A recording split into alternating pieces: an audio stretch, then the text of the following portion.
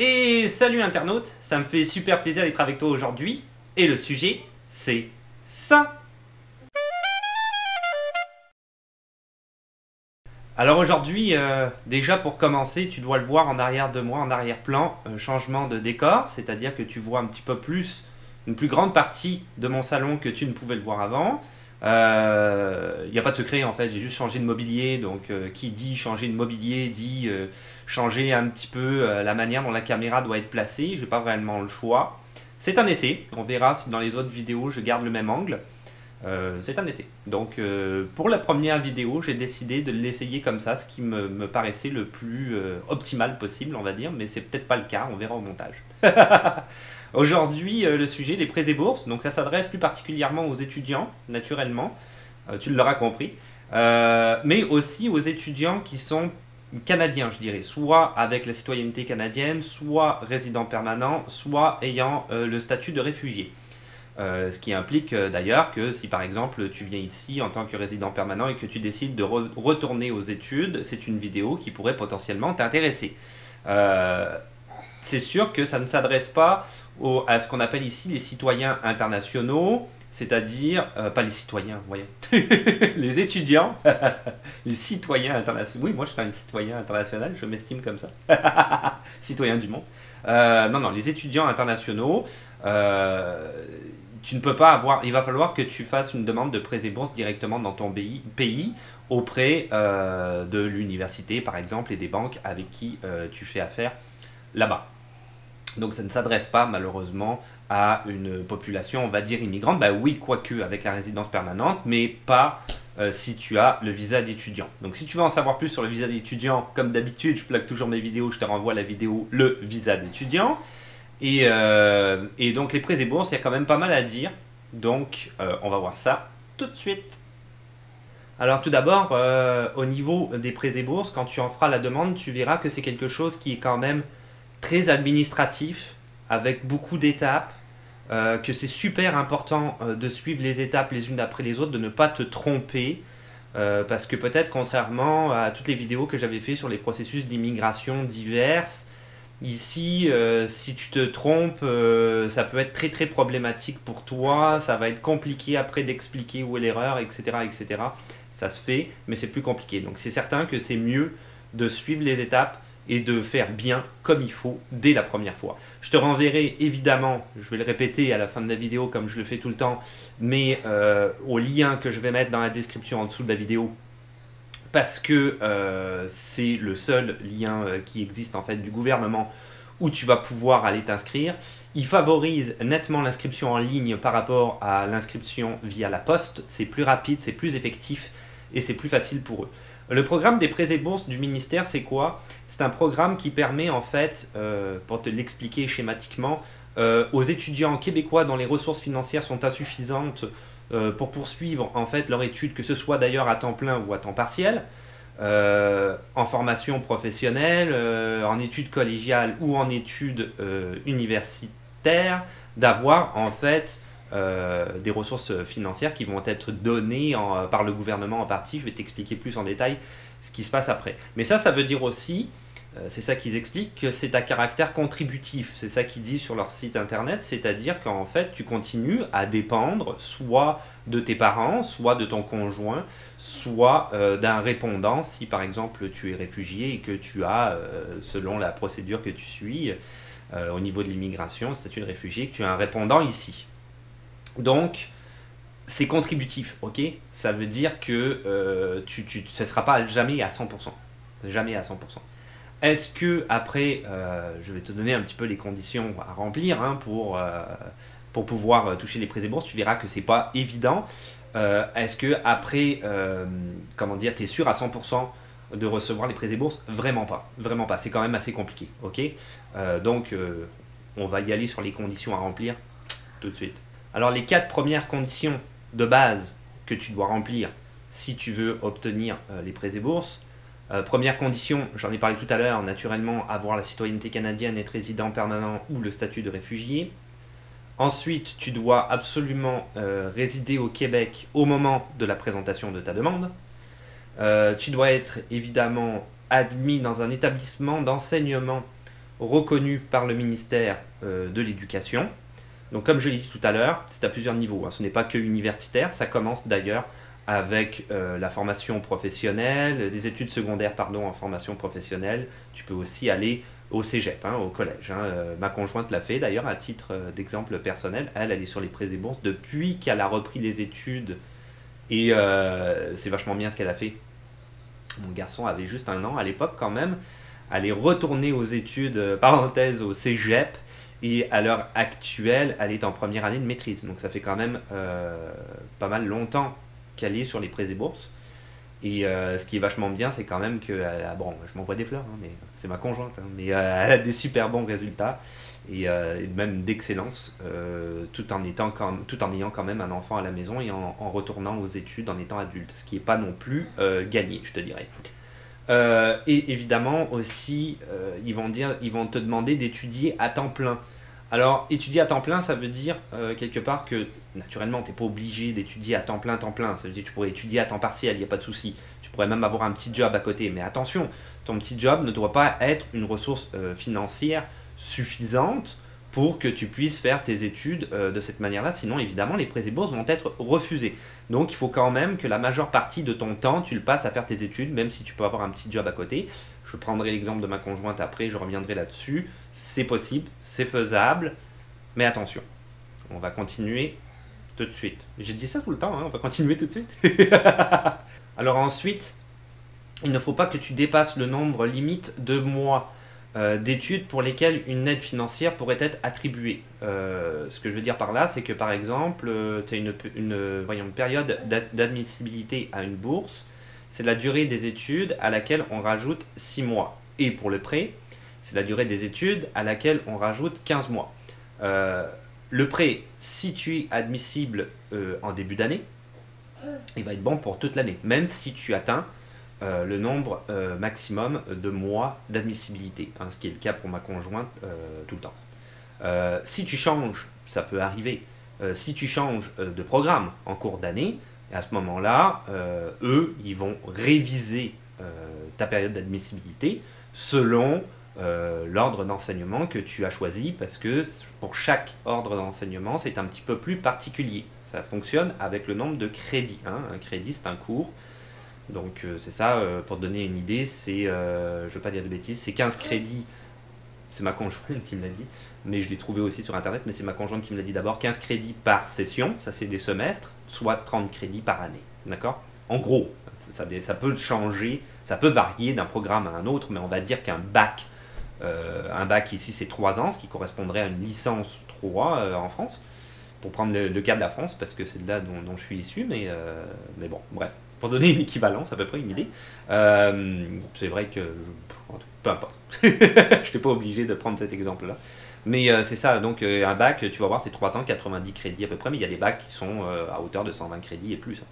Peut-être pas plus, mais au moins 120 crédits.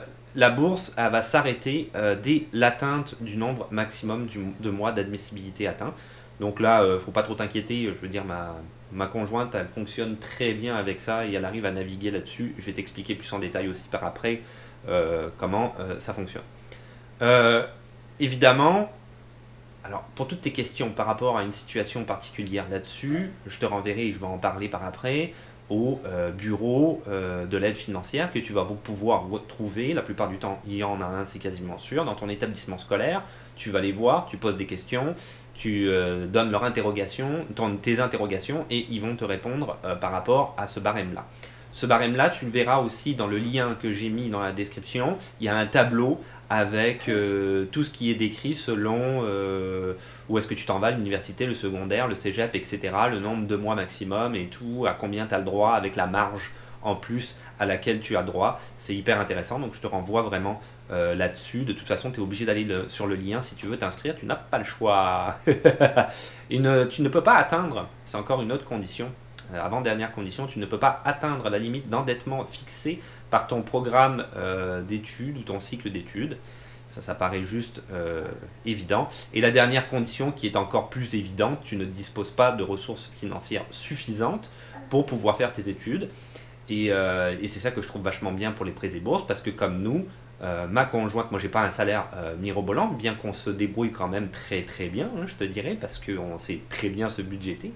Ma conjointe aide beaucoup là-dessus, à ce niveau-là, au niveau du budget familial, mais on n'a pas les ressources financières suffisantes pour qu'elle puisse aller aux études. Donc les prêts et bourses, ici, c'est vachement bien, parce que même si j'ai pas l'argent pour aller aux études, j'ai quand même la possibilité de le faire.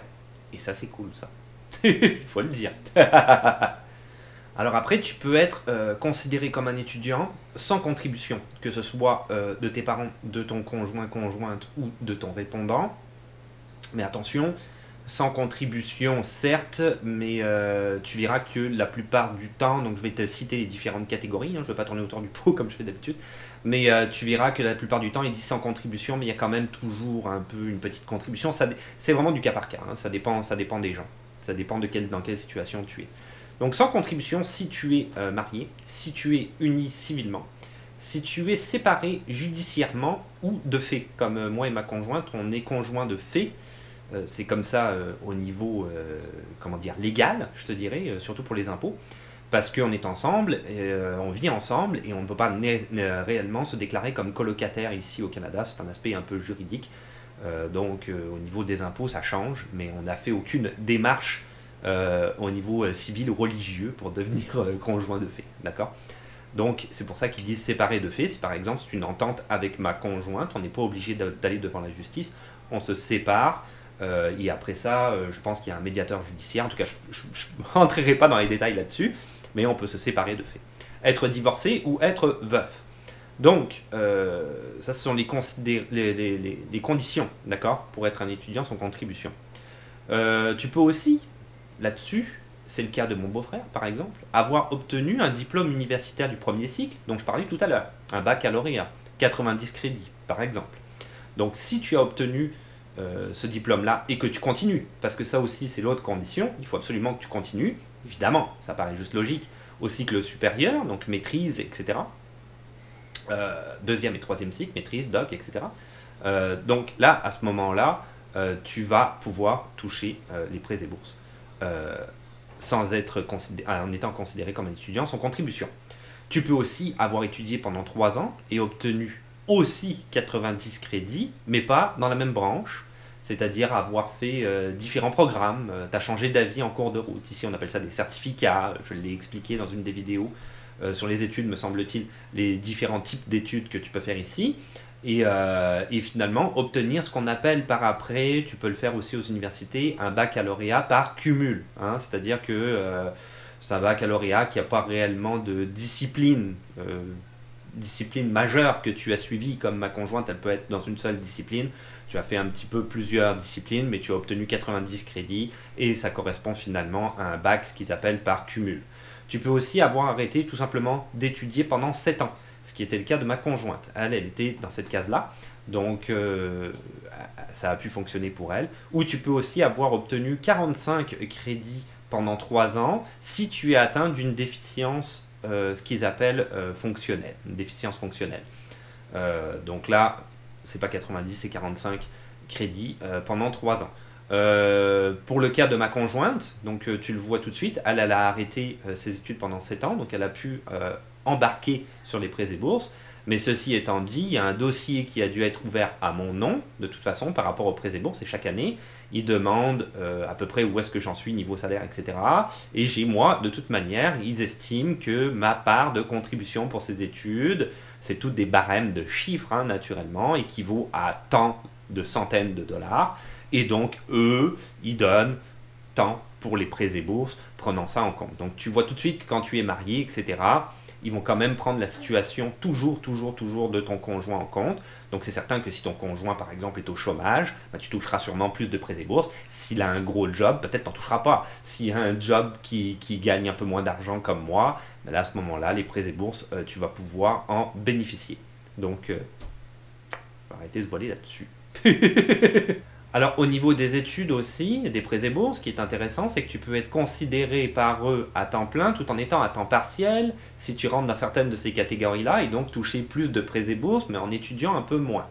Donc si tu es enceinte d'au moins 20 semaines par exemple, ça fonctionne là-dedans. Si tu es le chef d'une famille monoparentale avec un enfant de moins de 12 ans, si tu habites avec un enfant de moins de 6 ans, ce qui était le cas aussi de ma conjointe en plus d'avoir arrêté ses études depuis 7 ans, si tu habites avec un enfant atteint d'une déficience fonctionnelle, si toi-même tu es atteint d'une déficience fonctionnelle, si tu as des problèmes de santé mentale ou physique quand même majeurs et permanents, qui sont évidemment qui sont attestés par un certificat médical. Et enfin, si tu participes au programme Réussir du ministère du Travail, de l'Emploi et de la Solidarité sociale, qui est en fait un programme de réinsertion sociale. Donc à partir de là, si tu es dans une de ces catégories-là aussi, tu vas pouvoir quand même toucher un maximum de prêts et bourses tout en étudiant un petit peu moins. À savoir qu'au niveau des prêts et bourses, la manière dont ça fonctionne, c'est que plus tu fais de crédit, plus tu peux en toucher. Hein. Comme ma conjointe, elle est vraiment aux études à temps plein. Elle est à fond. donc c'est sûr qu'elle en touche quand même plus, mais ça comble, et même plus que ça, l'intégralité de sa vie, je te dirais. Donc j'aide beaucoup. Je veux dire à la maison, avec Liam, peu importe. Entre autres. Je fais la cuisine aussi. Alors au niveau des démarches d'aide financière, donc typiquement administratif, comment ça fonctionne, bon, tu vas voir évidemment, tout se passe sur leur site internet. Donc tu vas sur le site internet, le lien que j'ai mis dans la description. Tu t'informes sur les conditions d'admissibilité que j'ai citées préalablement dans la vidéo. Tu peux utiliser, c'est ce que mon beau-frère a fait, le simulateur. Tu as un simulateur sur le site internet, c'est quand même vachement bien. Ça va te donner quand même une idée du montant auquel tu auras droit, ou si effectivement tu n'es pas éligible, parce que c'est très très compliqué. Pour reprendre par exemple, à titre personnel, l'exemple de mon beau-frère, lui il ne pouvait pas, parce que même en étant majeur, il est super majeur, il n'y a pas de problème, en ne vivant pas chez ses parents, en étant indépendant, le gouvernement voyait quand même que ses parents gagnaient suffisamment d'argent pour pouvoir subvenir à ses besoins au niveau des études. Donc il ne pouvait pas toucher de prêts et bourses. Même si tu es indépendant, mais si tu parles plus à tes parents, tu t'entends mal avec eux, mais ça le gouvernement il s'en fout quoi. Eux ils voient juste sur chiffres, les papiers quoi. Donc tu vois que c'est quand même pas évident. Ensuite, tu remplis ta demande d'aide financière sur internet. Évidemment, je te le conseille, c'est écrit en gros sur leur site internet. Ne passe pas par la poste, ça va être beaucoup plus facile, beaucoup plus rapide. À l'heure actuelle, avec la technologie, je te conseille vraiment. Tu as une obligation de fournir ton code permanent. Donc si tu as fait tes études ici au Canada, il n'y a pas de problème. Un code permanent, c'est un code qui t'est donné, c'est le code d'étudiant qui t'est donné. Mon fils en a un de code permanent en étant à l'école primaire. Donc tu as toujours un code en étant étudiant. Si tu es résident permanent par exemple, ou réfugié, et donc tu n'as pas fait tes études au Canada, tu n'as pas de code permanent, il n'y a pas de souci à avoir. Tu peux aller sur le site internet et faire tes demandes de code permanent. Ça va être un petit peu plus long au niveau administratif. Ils vont te demander d'autres papiers que tu devras fournir pour obtenir un code permanent que eux-mêmes vont te donner à ce moment-là. Évidemment, tu dois aussi donner ton numéro d'assurance sociale. Tu dois transmettre tous les documents qui sont requis. Ça, tu fais super attention. Comme je l'ai dit tout à l'heure, pas d'erreur. C'est vraiment, vraiment important. Tu respectes les délais. Encore une fois, pas d'erreur. Ta réponse et ton calcul d'aide financière vont être fournis directement sur Internet par rapport à ton dossier. Tu as un dossier personnel sur leur site. Et à côté de ça, tu verras qu'ils vont te mettre des capsules vidéo et c'est écrit en noir sur blanc. Je ne sais plus parler. Je connais plus mes expressions. Tu vas voir que c'est écrit dessus clairement de regarder les capsules vidéo pour éviter les erreurs et les pièges parce qu'il n'y a pas nécessairement de retour en arrière chez eux. C'est ça le problème, c'est que tu peux pas trop faire d'erreurs. Hein. Tu n'as pas trop de place à l'erreur, ok, à l'hésitation.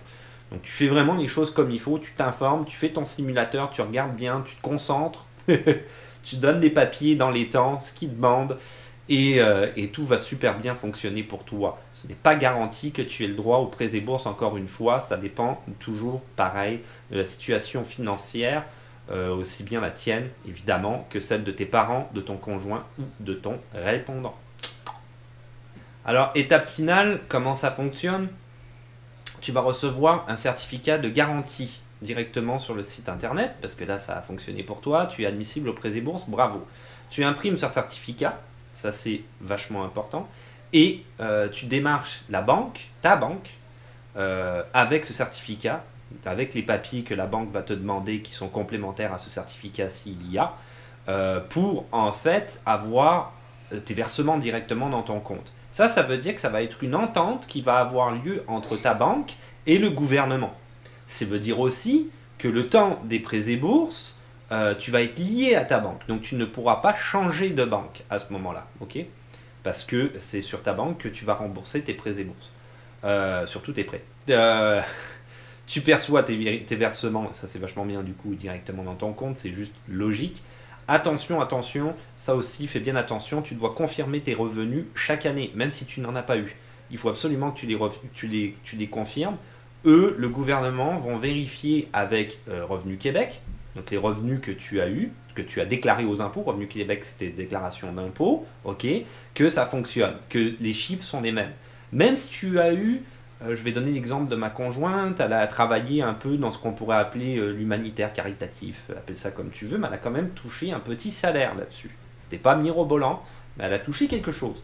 Et il a fallu qu'elle le déclare parce que les chiffres ne correspondaient pas. Et si ça ne correspond pas, ils suspendent immédiatement tes prêts et bourses, sans préavis, le temps que ta situation soit réglée, qu'ils comprennent qu'est-ce qui s'est passé. Ils rigolent pas avec ça. Donc vraiment, vraiment, monte pas de blanche, il n'y a pas de problème, j'aime ça les expressions aujourd'hui. Monte pas de blanche, il n'y a pas de souci.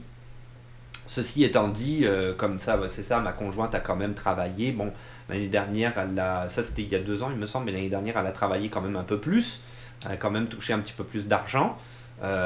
Toujours aussi dans le communautaire, hein, elle travaillait dans le communautaire. Elle l'a déclaré, mais elle continue quand même à toucher les prêts et bourses. Il n'y a pas de souci et ça n'a pas diminué son montant, ok, parce que l'argent qu'elle a touché n'était pas suffisant pour clairement payer ses études. Ok, donc il n'y a quand même pas de souci à avoir, t'es mieux de tout déclarer plutôt que de tout perdre, honnêtement, parce qu'après ça, tu toucheras plus rien. Ce qui est vachement bien aussi, c'est que si tu touches des bourses, comme ma conjointe elle a eu des bourses, l'année dernière, une bourse d'excellence par exemple, tu as un montant de ton prêt qui sera converti en bourse, si tu es admissible à une de ces bourses-là, comme la bourse d'excellence que je viens de citer. Ça, c'est vachement bien, parce que ça te fait moins de prêts, hein, puis moins tu as de prêts, moins tu as de casseroles quand même après toi. Au niveau des prêts aussi, t'inquiète pas, c'est quand même une entente avec ta banque. C'est un petit peu comme une hypothèque, hein, comme nous, on est propriétaire ici, on a une hypothèque. Bon, c'est un petit peu la même chose. Une fois que tu as fini tes études, tu vas avoir des intérêts, etc. Et tu vas avoir des mensualités. Tu n'es pas obligé de payer ton prêt d'un coup, quoi. Ça va être par mois quand même, étalé sur plusieurs mois une fois que tu as fini tes études. Donc voilà, j'ai fait le tour de la question. Moi, je trouve que c'est quand même pas mal comme système. Ça ressemble un peu à la Suède. La Suède, les études sont gratuites et même payées en Suède, hein, pour aller faire tes études. Ils favorisent les gens à vouloir étudier et avoir une meilleure formation, je te dirais, professionnelle quelque part. Professionnelle dans le sens où tu as fait tes études et tu t'embarques après dans une profession en connaissance de cause et en étant quelqu'un de ultra diplômé. Ils veulent favoriser ça, c'est vachement bien. Ici, je trouve ça pas mal aussi quand même, parce qu'ils t'aident. C'est sûr qu'il faut que tu fasses des démarches, hein. Ça se fait pas gratuitement, mais ils t'aident pour tes études si t'as pas d'argent. Si tu as de l'argent, il n'y a pas de souci. Si tes parents peuvent t'aider, il n'y a pas de souci. Mais si tu n'en as pas et que tu veux absolument étudier, que tu veux absolument réussir ta vie dans tel ou tel domaine, le gouvernement va t'aider. Pour te donner un exemple de chiffre comme ça, grosso modo, tu peux avoir les frais de scolarité ici, c'est à peu près 5 000 $, grosso modo. Et puis, par exemple, tu peux toucher une bourse à hauteur de 10 000 $. Donc, on voit tout de suite que si tu touches une bourse à hauteur de 10 000 $ pour l'année fiscale, tu vas payer, tu vas prendre dans tes bourses, naturellement, le 5 000 $ de frais de scolarité. Il va te rester 5 000 $ pour vivre durant le reste de l'année. C'était des chiffres comme ça que ma conjointe m'avait lancé en l'air pour me donner un exemple. Donc, je m'attribue pas le mérite, je fais juste te répéter ce qu'elle m'avait dit, mais je trouvais ça vachement bien. C'était vachement concret. Donc c'est ça, il te reste 5 000 $ pour le reste de ton année, quoi. Donc tu vois que 5 000 $, tu n'iras pas loin. C'est sûr que tu as besoin des prêts dans ces cas-là pour pouvoir continuer à vivre. Sauf que bon, c'est ça, tes frais de scolarité sont payés. Mais vachement intéressant les prêts et bourses. Et évidemment, ça favorise l'excellence académique. Parce que si tu obtiens des bourses, tu peux convertir une partie de tes prêts en bourse auxquelles tu es admis. Vachement bien. Ça termine ma vidéo là-dessus. Et voilà, c'est tout pour aujourd'hui. Donc c'était la vidéo concernant les prêts et bourses. Si jamais tu es un étudiant ici au Canada et que tu veux étudier, et pourquoi pas, ça pourra t'aider financièrement. C'est quand même toujours super intéressant, surtout si tu veux étudier comme ma conjointe à temps plein et te concentrer uniquement là-dessus, ce qui peut être très difficile comme nous, par exemple, quand on a un enfant à la maison et qu'on on est comme tout le monde, hein, on a quand même une vie bien ordinaire. Mais c'est ça, là-dessus, il y a les tâches ménagères, les machins, les trucs. C'est ça, ton garçon, l'école, les devoirs, plein de choses comme ça de la vie de tous les jours que tout le monde connaît, hein, en plus de tes études. Donc quand tu commences à monter pas mal au niveau des études, ça peut être quand même très compliqué. Tu as beaucoup de travail à la maison, des travails personnels hein, qui t'est demandé, de recherche, qui te sont demandés quand tu arrives en maîtrise au doctorat, par exemple, mais même au baccalauréat, je te dirais. Donc c'est sûr qu'avec un enfant à la maison, c'est pas nécessairement facile. Alors si en plus tu dois travailler à côté, ça devient vraiment encore plus compliqué. Donc les prêts et bourses ont offert la possibilité, pour parler de manière plus personnelle, à ma conjointe de pouvoir faire ses études à 100% tout en gagnant quand même un peu d'argent et en ne vivant pas, en vivant quand même décemment. Donc c'est vachement bien. Ça favorise les gens à retourner aux études. La prochaine vidéo, ça va être encore par rapport aux études, ça va être plus sur comment est-ce que tu fais quand tu es un étudiant international. Donc là, on parle complètement des immigrants, ok, des gens qui viennent ici pour étudier avec le visa étudiant par exemple, pour rester et acquérir la résidence permanente. Une fois que tu as fini tes études, c'est pas évident. Alors, je voudrais remercier Momo Fanny 95 qui m'a envoyé en fait un message sur Instagram à ce niveau-là. Il avait des interrogations et du coup, j'ai répondu à ces interrogations en faisant des recherches sur le gouvernement en fait via Internet. J'ai trouvé les réponses là-dessus, comme d'habitude. Et ça m'a donné l'idée. Je savais pas que ça existait. Et ça m'a donné l'idée peut-être de faire une vidéo pour éclairer les gens sur c'est quoi tes possibilités une fois que tu as fini tes études ici en étant un étudiant étranger pour avoir la résidence permanente. Tu verras que c'est pas nécessairement évident. Ça se fait, c'est toujours pareil, ça se fait, il y a des démarches, mais c'est pas évident. Donc ça va être ma prochaine vidéo sur ce sujet-là. Donc j'espère que cette vidéo-là t'aura aidé si jamais tu retournes aux études comme ma conjointe ou comme mon beau-frère qui est aux études actuellement. Et que du coup, voilà, ça t'empêchera pas d'étudier. Donc j'espère que ça t'aidera. C'est de la vidéo que je viens de faire. Après, pour le reste, c'est comme d'habitude, si tu veux t'abonner, parce que c'est plus facile de savoir quand est-ce qu'une nouvelle vidéo va sortir, de laisser un petit pouce bleu, parce que ça fait toujours plaisir, des questions, des suggestions ou des commentaires dans les commentaires, il n'y a pas de souci, il n'y a aucun problème, j'essaye d'y répondre au maximum des cas. C'est comme d'habitude, je l'ai déjà dit auparavant, si tu poses une question mais que tu vois qu'il y a On a fait beaucoup de vidéos maintenant sur la chaîne, c'est plus d'une centaine de vidéos qui sont sur la chaîne, donc peut-être avant de poser la question, défile les vidéos, regarde les sujets, peut-être que ça va répondre à ta question en vidéo, ça va être plus simple pour toi de regarder une vidéo que de taper tous ces mots-là et à moi de taper tous les autres mots pour y répondre. Ça fait plein de mots partout. Donc c'est ça, regarde bien parce que quand même il y a pas mal de sujets qui sont abordés à l'heure actuelle. Mais après pour le reste tu peux quand même laisser des questions ou quoi, je suis toujours ouvert et j'essaye au maximum d'y répondre. Le compte Instagram aussi qui fonctionne toujours, tu l'as vu, avec une petite amélioration j'allais dire, mais c'est un changement en fait. J'essaye de faire d'autres vidéos peut-être un peu plus courtes, toujours dans l'esprit, je l'ai dit je pense dans la vidéo précédente, d'aider pour une meilleure intégration. Même chose comme Momo Fanny 95, il est passé par Instagram pour discuter avec moi. Tu peux passer par Instagram si tu as des questions ou des messages à poser, mais également l'email de la chaîne que tu vois dans le à propos. Tu peux y aller aussi et dans les deux cas j'essaye d'y répondre. C'est peut-être plus simple sur ordinateur parce qu'il y a un clavier, c'est toujours plus compliqué sur le cellulaire. Je me débrouille bien quand même sur le cellulaire, mais bon, le clavier est plus petit. Et puis voilà, bon j'ai terminé et puis on se dit à la revoyure, ciao, bye. C'était quel déjà? Non, c'est l'autre. Je m'en souviens plus sur la... Bon, c'est moi qui fais la musique aujourd'hui.